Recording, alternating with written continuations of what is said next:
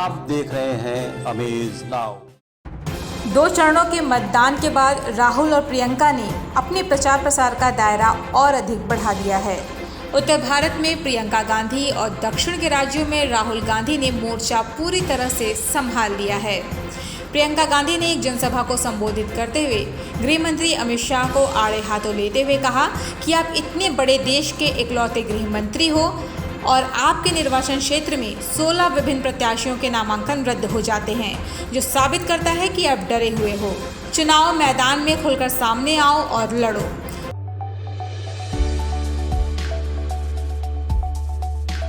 मैंने सुना है कि गृह मंत्री जी के संसदीय क्षेत्र में 16 प्रत्याशी ऐसे ही बैठ गए चुनाव से पहले, या तो डराए गए हैं, धमकाए गए हैं, या किसी को घूस दे दिया है और बैठ रहे हैं कि चुनाव ही ना हो।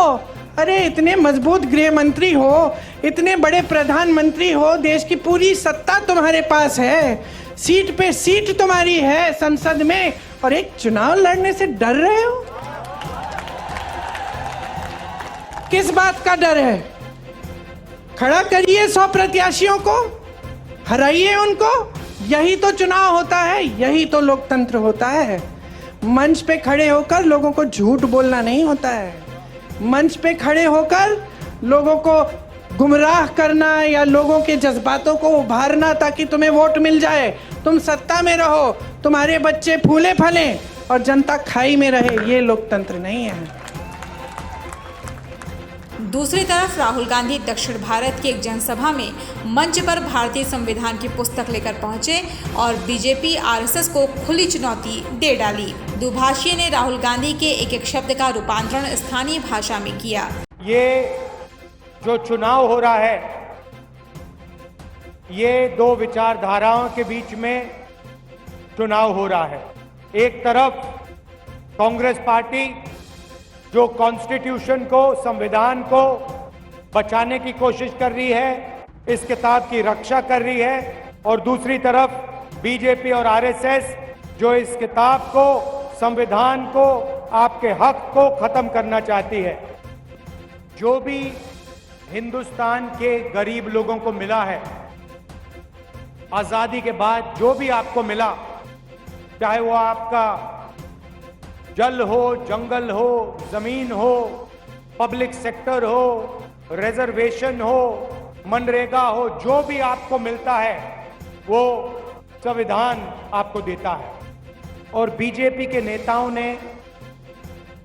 सीधा देश की जनता को कहा है कि अगर वो चुनाव जीतेंगे, वो इस संविधान को बदल देंगे, खत्म कर देंगे, और अगर संविधान खत्म हो जाएगा तो रिजर्वेशन खत्म हो जाएगा।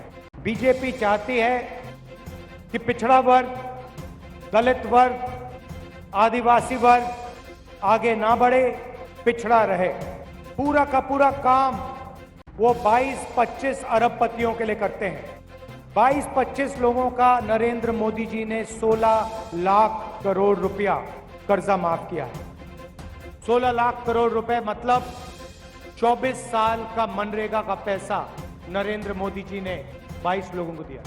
हम मनरेगा लागू करते हैं, प्रेस वाले कहते हैं देखो मजदूरों की आदत खराब कर रहे हैं।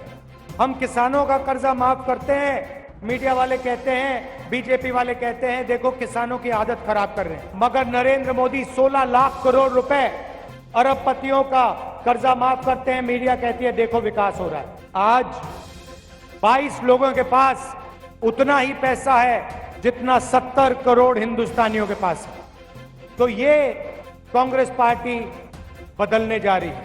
इदे कांग्रेस पार्टी मार्चाలని అనుకుంటుంది। तेलंगाना में हमने आपको गारंटीज दी थी, उनको हमने पूरा करके दिखाया। महिलाओं के बैंक अकाउंट में 2500 रुपए हर महीने तेलंगाना की सरकार डालती है। 30,000 रुपए साल के आपके बैंक अकाउंट में जाते हैं। चौथा योजना 10 लाख रुपए इंश्योरेंस का पैसा मिलता है। गैस सिलेंडर हमने 500 रुपए का कर दिया। 200 यूनिट बिजली फ्री में देते हैं और महिलाओं को बस में मुफ्त में जाने का मौका मिलता है। ये हमने तेलंगाना में किया। ఇదంతా మేము తెలంగాణ ప్రజలకు చేశాము। अब हिंदुस्तान की सरकार पूरे हिंदुस्तान में ऐसे ही गारंटीज लागू करने जा रही है।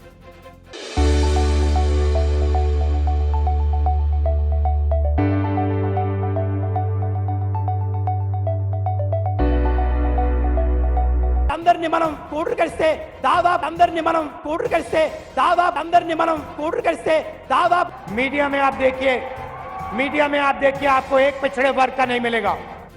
हिंदुस्तान की सबसे बड़ी कंपनी की लिस्ट निकालिए, उनके मालिकों में, उनके मैनेजमेंट टीम में आपको दलित, पिछड़े, आदिवासी नहीं मिलेंगे। कि राजनीति बदलने जा रही है దీని ద్వారా దేశంలో ఉన్నటువంటి రాజకీయ ముఖ చిత్రం మారబోతుంది। क्योंकि हिंदुस्तान के गरीब लोगों को 90% लोगों को अपनी आबादी के बारे में और अपनी हिस्सेदारी के बारे में पता लग जाएगा। नरेंद्र मोदी जी रिजर्वेशन के खिलाफ हैं। कांग्रेस पार्टी ने अपने मैनिफेस्टो में साफ लिखा है हमारी सरकार आएगी तो ये 50% का लिमिट है, इसको हम तोड़ के अलग कर देंगे और रिजर्वेशन को 50% से आगे बढ़ा देंगे। बीजेपी के नेता चाहते हैं कि रिजर्वेशन खत्म हो जाए। प्राइवेटाइजेशन का मतलब रिजर्वेशन हटाना है, अग्निवीर का मतलब रिजर्वेशन हटाना है, ठेकेदारी प्रथा जो सरकार में इन्होंने चलाई है ये रिजर्वेशन हटाना है। सरकारी ऑफिसेज में, पब्लिक सेक्टर में ये जो ठेकेदारी प्रथा है इसको हम हटा देंगे। परमानेंट नौकरियां मिलेंगी, टेम्पररी नौकरी नहीं मिलेगी। नरेंद्र मोदी देश को बता दें कि वो 50% रिजर्वेशन का जो बैरियर लगा रखा है उसको हटा देंगे, क्योंकि वो कांग्रेस पार्टी करने जा रही है। अंत में राहुल ने तेलंगाना की जनसभा में कहा कि नफरत के बाजार में मोहब्बत की दुकान हम सब ने खोलनी है और महिला प्रत्याशी को विजयी बनाने की भी अपील की। बने रहिए अमेज नाउ के साथ। हम सबको मिलकर संविधान की रक्षा करनी है, रिजर्वेशन बढ़ाना है और ये जो अमीरों की सरकार चला रहे हैं, 22 लोगों की सरकार चला रहे हैं, इनको हटाना है और गरीबों की सरकार लानी है। किसानों की, मजदूरों की, पिछड़ों की, दलितों, आदिवासियों की सरकार लानी है। भाइयों और बहनों, मैं कन्याकुमारी से कश्मीर 4000 किलोमीटर चला, నేను तेलंगाना से निकला, తెలంగాణలో కూడా పాదయాత్ర కొనసాగింది। करोड़ों लोग यात्रा में शामिल हुए और जो बीजेपी नफरत फैलाती है उसके खिलाफ हम लड़े और उनको हमने तेलंगाना में हराया। नफरत के बाजार में मोहब्बत की दुकान हम सब ने खोली। మేము విద్వేషపు వీధుల్లో ప్రేమ పూరిత దుకాణాలు తెరిచాము। वही हम दिल्ली में करने जा रहे हैं। ये जहां भी जाते हैं नफरत फैलाते हैं, एक भाई को दूसरे भाई से लड़ाते हैं। हम मोहब्बत फैलाते हैं, हम इज्जत दिलवाते हैं और हम गरीबों की सरकार चलाते हैं। यहाँ पे हमारी एक महिला कैंडिडेट है सुगना जी को भारी बहुमत से आप जिताइए कि तेलंगाना की और तेलंगाना के गरीब जनता की ये सेवा कर पाए। आप देख रहे हैं अमेज नाउ।